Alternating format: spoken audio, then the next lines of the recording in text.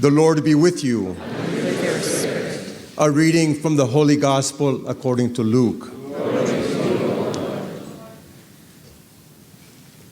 At that time, great multitudes accompanied Jesus, and he turned and said to them, "If anyone comes to me and does not hate his own father and mother and wife and children and brothers and sisters, yes, and even his own life, he cannot be my disciple.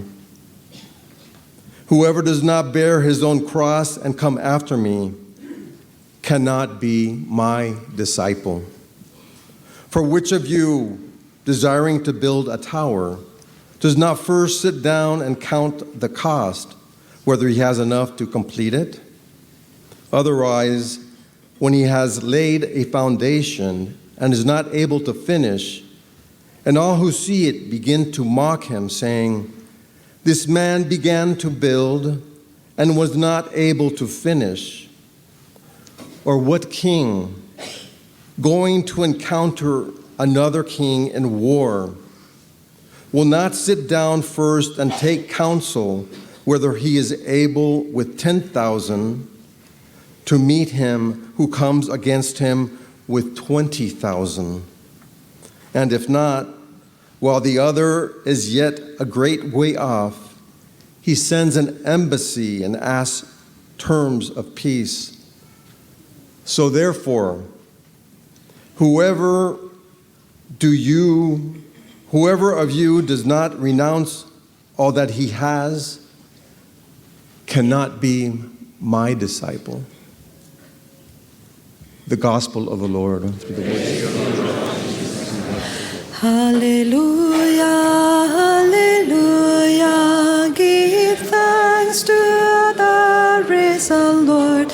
Hallelujah, hallelujah, give praise to his name.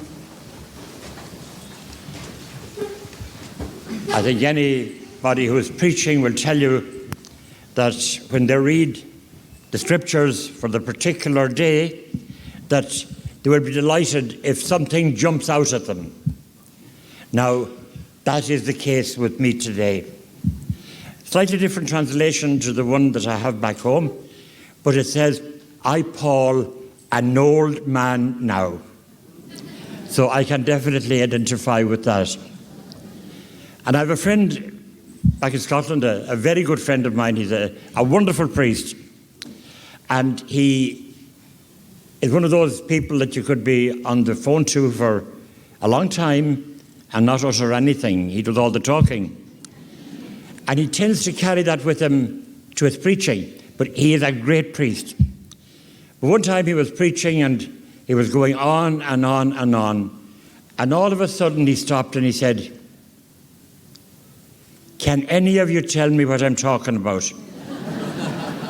Because I haven't got a clue myself." So if it gets to that stage, please shut me up. Today is a very special day in the life of the church. A very special day because two young men have been raised to sainthood. One of them, better known, Carlo Acutis. Now, Carlo Acutis will be a little bit like Saint Anthony of Padua. He'll always be called an Italian. He has Italian parents, but he was born and baptized in Britain. So he is British by birth, and Italian would be his second nationality. But of course, any Italians among you? The Italians love to claim everything for themselves, don't they? But we're not having any of it. Anyway, Carlo was a very special young man. He was an only child, and from a very early age, he showed a tremendous love and respect for the Eucharist.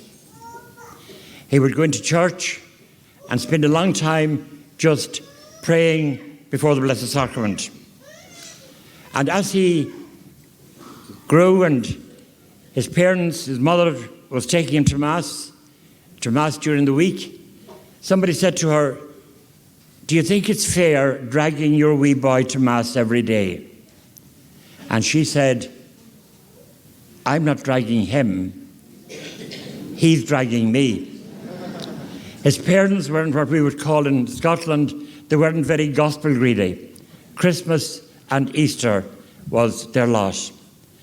But the example of Carlo and his love for the Eucharist drew his family back into the church and drew them into a great love for Jesus present in the Blessed Sacrament.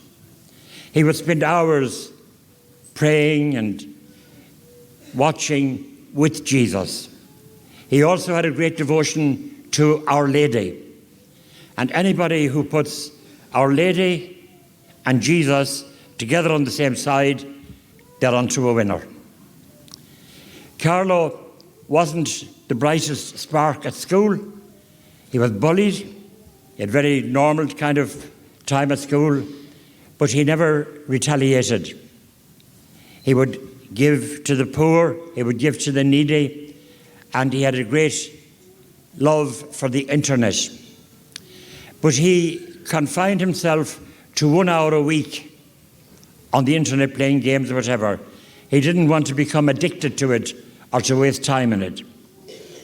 He built a website for his local parish, and then he's built one for the school, and the last 2.5 years of his life was spent building a website about all the different Eucharistic miracles that took place throughout the world. And that particular internet was only launched just after he died. He took ill and suffered greatly, diagnosed with a very progressive leukemia, and only lived about a week. And he said to his mother before he died, he said, "Don't worry, death is nothing. It's only a doorway to meet Jesus. Don't worry, don't be afraid. It's only a way to Jesus." And he described the Eucharist as the highway to heaven. And that's where we're here today, to celebrate the Eucharist, to get and continue on that highway. He offered his suffering for the late Pope Benedict XVI and for the Church. And at his funeral, thousands and thousands of people came, and miracles were recorded almost immediately. He is a great example of a young man, only 15 years of age, and yet he achieved so much. He detached himself from the things of the world, just as Jesus tells us in the gospel today, not to put our trust in the things of the world, but to put our trust in him. And Carlo did that. And today we rejoice that he is a saint in heaven, and we ask for his intercession, particularly to help us come to a greater realization and understanding of Jesus present among us. You know, we have a gift that no other church has, that nobody else has in the world. We have the gift of the real presence of Jesus. The real presence, present body, soul, and divinity. And as Jesus revealed to Sister Bridge McKenna, whom I'm sure many of you know, when we come to communion, we get a blood transfusion from Jesus himself. Just tell you a wee story about a friend of mine. He was a Protestant minister, and he was chaplain to the Orange Lodge. Now, so those of you maybe from Northern Ireland or Scotland would know a little bit about the Orange Lodge. Others of you might have heard about it, but it's a very anti-organisation. And he decided, he was trying to get people away from the church, so he decided he would do a bit of research on what the church believed, so that he could really tell people how wrong they were. And when he began to read the letters of the fathers and the history of the church, he made a great discovery. He discovered that he was the one that was wrong and not the church. And so he resigned as a minister, and I had the pleasure of receiving him into the Catholic Church, and he became a deacon in the church. a real transformation. Another person that just died the other day, the Duchess of Kent, 93 years of age. She converted in the early 90s to Catholicism because she said, in the Catholic Church, you have the truth, you have the succession back to the apostles, and you are clear in your teaching. So 3 of her family also converted to Catholicism, and that's the first members of the royal family that have done so really since the Reformation. So we are here in Medjugorje, a very special place, a place where we're called to meet Our Lady and to come to Jesus, a place where we're asked to renew our devotion to the Eucharist, a place where we're asked to leave behind our sin and to turn away from the pleasures of the world and to concentrate on what gets us on that highway to heaven. And Mary is with us. Whenever we sit down to pray, whenever we attend Mass, Our Lady is there by our side interceding for us. And maybe we could ask ourselves, how can we promote love for the Eucharist? And I would just like you maybe to take this with you today. We can promote it by, first of all, showing our own respect and love for the Eucharist. When we go into church, our first conversation should be with Jesus. And it's very interesting, you know, it happens in Scotland and it definitely happens in Ireland. People will come rushing to church to be there early to get the back seats. Now, that doesn't make sense to me. If we were to say in our parish or in my native parish in Ireland, Pope Leo's coming next Sunday to celebrate Mass, there'd be a rush for the front seats. And yet, Jesus is present. And you know, if you come up to church and come closer to Jesus, you won't have as many distractions. I'll tell you a little story about a lady, and she went in to see her parish priest after Mass, and she said, I'm never coming back to Mass again. And he said, well, why is that now? And she said, well, there's a crowd of hypocrites here. They're talking. They're laughing. They're dressed immodestly. So I'm not coming back. Well, he said, I'll ask you to come back one Sunday and I'll give you a little task. So she said, okay, I suppose one Sunday isn't too much. So he got a pint glass of water and he filled it to the brim. And he said, I want you to take that glass now and I want you to walk around the church during Mass and don't spill a drop of it.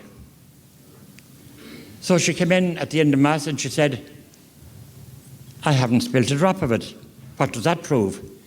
Well, he said, did you see people talking? Did you see people not dressed properly? Did you see a carry-on at Mass? And she said, no, I didn't. Well, he said, you concentrate on the altar the way you've concentrated on that glass, and it will change your life. So concentrate on what's happening at Mass, because it's a wonderful miracle. Jesus Christ, the living Saviour of the world, comes down to be in our midst, to come to us, to nourish us, to feed us with his own body and blood. And then pray for others. By your example in church, pray for others. And I think that very often the church can be a tremendous place to evangelize. I have very often, in many parishes, I have celebrated many funerals, for example, and many weddings. And you'll get people there who are at Mass every Sunday and sometimes on weekdays, and you'll say, in the name of the Father, and of the Son, and of the Holy Spirit, the Lord be with you. It's as if people are afraid to be seen as Catholics. It's as if people are afraid to speak out. The person next to you mightn't have been in church for years.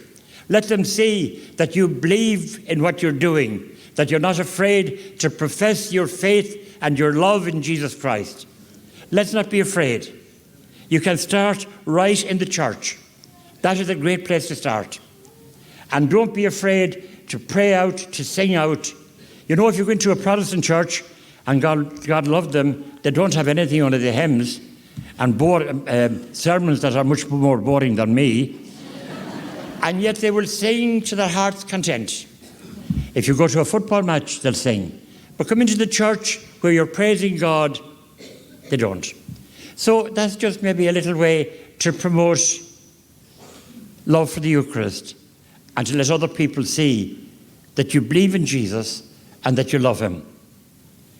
So I pray today that through the intercession of our new saint, Carlo Acutis, born in Britain,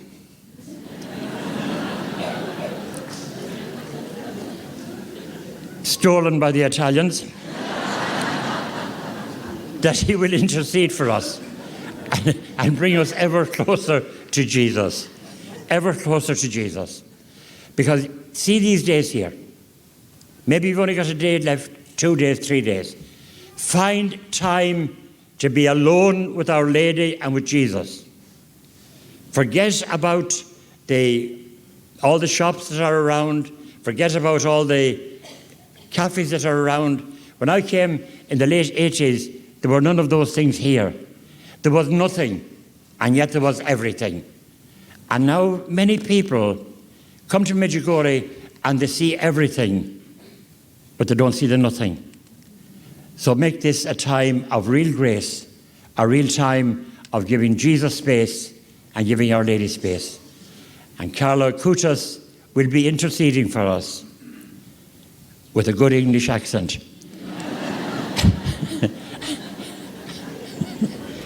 And Our Lady is with us also.